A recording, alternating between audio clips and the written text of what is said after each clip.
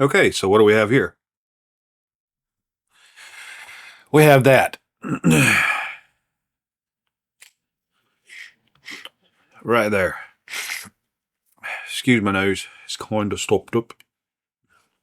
So, I recently got a SPYDERCO clone, and it uh, impressed me so much that I got another one.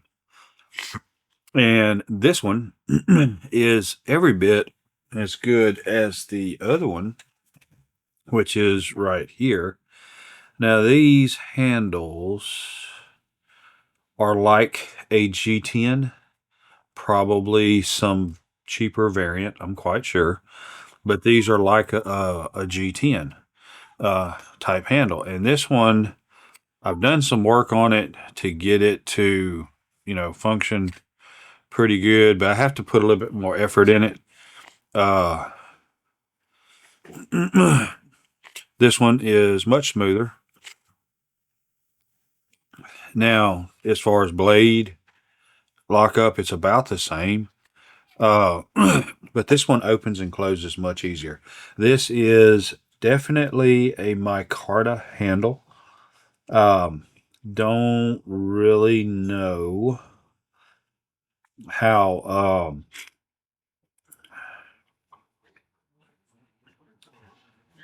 quality that would be for $14. I can't imagine it would be high quality by any means. You can see a seam right here because the liners in this one as well as this one are inset. And what I'm kind of thinking that they do is a micarta sandwich and then something on the outside. Maybe this is some kind of simulation G10 or whatever sandwiched on the outside of the micarta. And I say this is micarta because I can see the layers and I can see the material pattern in this. Now, it may be some kind of real cheap variant on, what the material is. But micarta is, from my understanding, not really anything special. It's just fabric that has been sandwiched. It's been coated with a I don't know, a resin or something, and sandwiched together and then pressed and allowed to set up. And then they cut it, form it into whatever. And instead of just being a pure resin uh, material, it is reinforced with the fabric. And so it gives you a lot more opportunities or a lot more ease of use, flexibility, and the whole 9 yards without breaking and such. Now, I'm looking and I don't see, I can't tell threads in this one either. I'm not going to bother trying to reverse the clip. I don't like tip up. I prefer tip down by all means. It's just a personal preference. I'm not really saying anything about it. If you like it, great. If you don't, that's okay too. But in this particular case right here, I'm not going to carry it. But I will say this much. Okay, when I did the review on this knife and it was released and people saw it, there was all kinds of reactions. But there was one that commented talking about how he bought this knife years ago and has used it in EDC, carrying it all the time, and using it. And he said, it is a softer steel, doesn't hold edge as good. But he said the only real downside is it will tend to rust. And a lot of knife steels will do that. Excuse me. And so I saw this one that was coated, and I was like, man, that would be perfect. because even where, where this one would tend to rust, this one right here is coated, so it would be less likely to rust. Now, I do have a hypothesis, an epiphany, or whatever. Didn't know I knew words like that, did you? No, be honest. You didn't know I knew words like that. But and I know kind of what they mean. But in the case of this right here, so uh, the S30V. This says it's CPM S30V. This says the same thing. Well, I noticed that the new Ozark Trail knives, I think the one I did the review on said it was CPM S30V. And I was like, wow, that's kind of strange. They can do a $10 knife using, or they can do a $5 and a $7 knife using a 440 stainless. They can do a $7 knife or a $9 knife doing D2, which is a higher grade steel. And now they're doing the newer, I call them the bug out killers. They're still Ozark Mountains from Walmart. But those are in, if I'm not mistaken, S30V. And so they're doing it for that. I think that knife was like $19. And so you got a higher grade steel and it went up $10. Okay. And so these knives are $14. Now here's the catch. Okay. So the D2 steel on those the original Ozark Trail, the orange handle, exactly this knife right here, except for I dyed the handles brown. So this knife right here, that is marked D2 steel. You can barely see it right there at the hilt. And it was confirmed to be D2 steel by another YouTube reviewer. And well, he's more than a reviewer. He does all kind of stuff, but he tested the actual steel and he found that it was D2 steel, and he was stumped and he was like, man, this just isn't right. He said, I can't figure it out. And because the edge did not mimic what D2 should be. And this does rust. There's small amounts of rust here. I could hit it on a stone and it'd be gone. No biggie. But so he did tests, and finally he figured out what it was. Is these knives are hand sharpened, and there are sections that will get burnt as they're running it across the grinding wheel.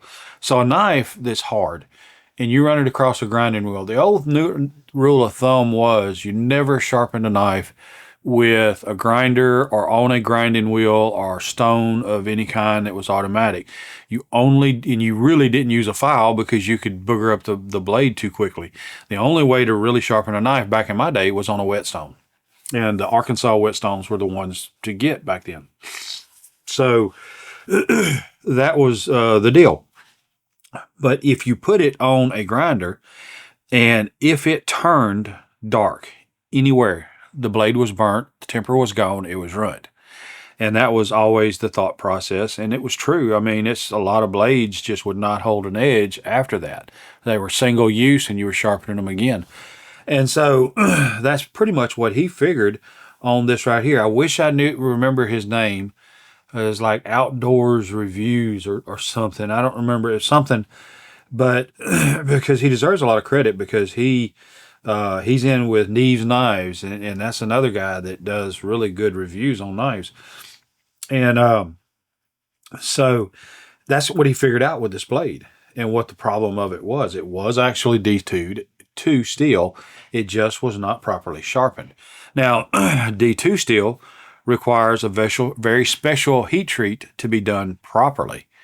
It's not just a simple, heat it up and let it cool down or quench it in water or quench it in oil or quench it in air or whatever. It's a process of heating, cooling through a specific series of steps. It's not just a quick heat it up and cool it down. And so that's what I'm getting at with these right here.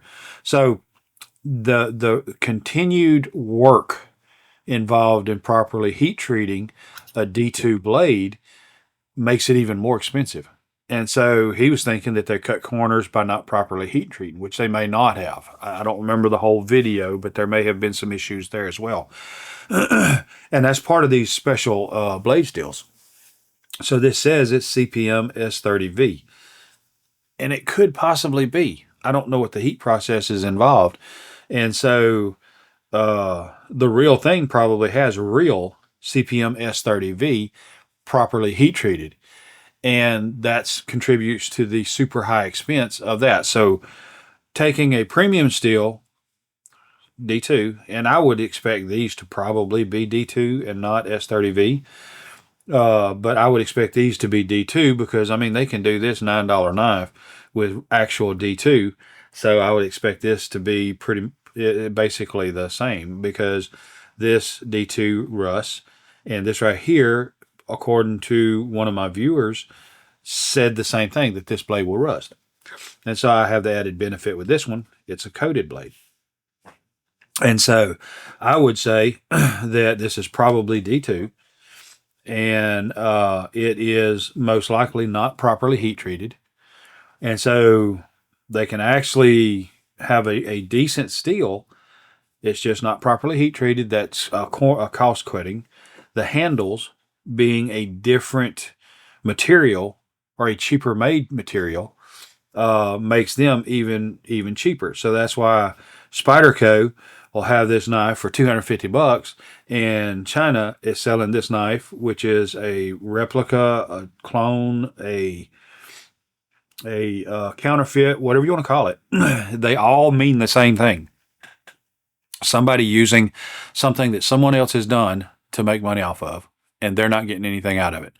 It all means the same thing. You can call it different names and justify it in one way or another to make some people feel good, worse, or whatever. It's still the same difference.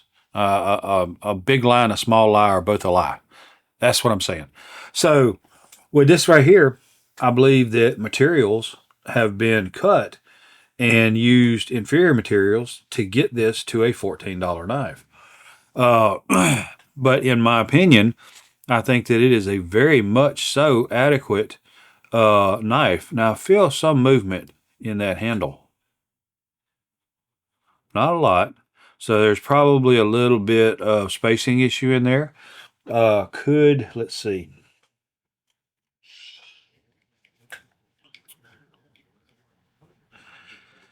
I really don't want to change this out, but I'm gonna. Let's push that up. And so basically,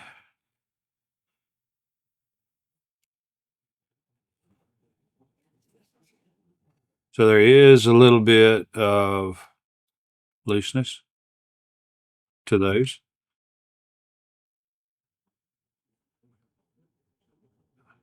There's hardly any play, but I can still move it just a little bit. So I would say they have a lesser steel. I doubt it's CPM 30 S30V. In my opinion, was probably something along the lines of D2, which will rust. And these are there's probably a process to making micarta that is commonly accepted on knife scales that makes this, and they do this in a cheaper process that makes it worth less. Same thing with these right here. The liners is probably a cheaper metal, all in all. Bottom line, this is a knife. It opens and closes. Any knife that you abuse will be hurt and torn up. Anything that you use over and above its intended use. Now, if you're cutting up apples and oranges and bananas with this and it tears up, then hey, that's bad. But if you're out there hacking on a piece of wood with this and it tears up, then you probably shouldn't be hacking on a piece of wood with this. You probably should use a hatchet or a machete or something along those lines. So this is basically the exact same thing as this knife right here. The thumb holes, I call it thumb holes, finger holes, whatever you want to call it. It's got the same jimping in there, exactly the same as this one. So you can see that it's just coated. It's the exact same blade, the exact same inserts. And to be honest with you, I guarantee you this material and this material is cut, because you can see patterns and ridges in here, but this is smoother. So this is some type of plastic or form of plastic, and this right here is some form of micarta. But you can see that these scales, the jimping on the knife liners, the scales are proud of it. And same way over here. I can set these side by side and actually look at them, and they are identical, except for this right here is not something that was just dyed and put on this knife right here. This is a different scale. Looks the same, exact same shape, size, dimensions. Everything is the same. So they use the exact same CNC program to cut these scales as these scales. I can tell by looking at that. The outer profiles are exactly the same. These they took all of the internals from this one and the hardware and the screws, and they coated them. Now the screws are probably blued, but then again, it could be some form of coating as well. And so that's what they did. All the silver bits and bobs on this, they coated them with this black coating and put this knife together with this black handle. And that's the difference between these two. That is the entire difference between these two. Beyond the fact that this one works smoother. They both have the same locking mechanism, and this one is probably, it's less than 50% and more than 25% towards the center in the lockup, if that makes any sense. This one is almost, I would say almost 100% over. It's more like 90%. So you have less wearability on this lock that you do on this lock right here. Because after a certain period of time, this is going to just pop all the way over, and it's not going to have a good solid lockup on that blade. This one right here is closer to middle. So as it wears, and the metal pieces get further away, it's going to go further and further and further over from the spring tension that's on this. So this lockup will last longer. And that's another thing about this. Due to the weaker steel, the lock's going to wear more over a period of time. But let's be honest. How many times, unless you're fidgeting and flicking, how many times do you open a knife? If you're carrying it and using it, you open it when you open it and you use it and you close it. And it might be a day or two or three or four before you open it up again. Unless you're cutting stuff every single day, then you're opening it every day. But usually a knife doesn't get that many opens and closes.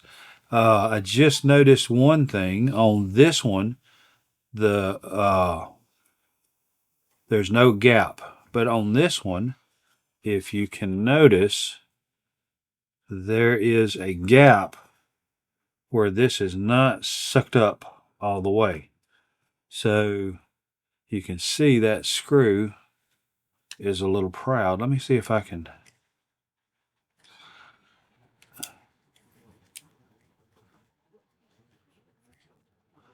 And that's going to be part of the reason why that scale is moving. I didn't tighten it up enough a while ago.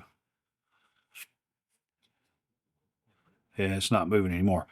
So now that's tightened up.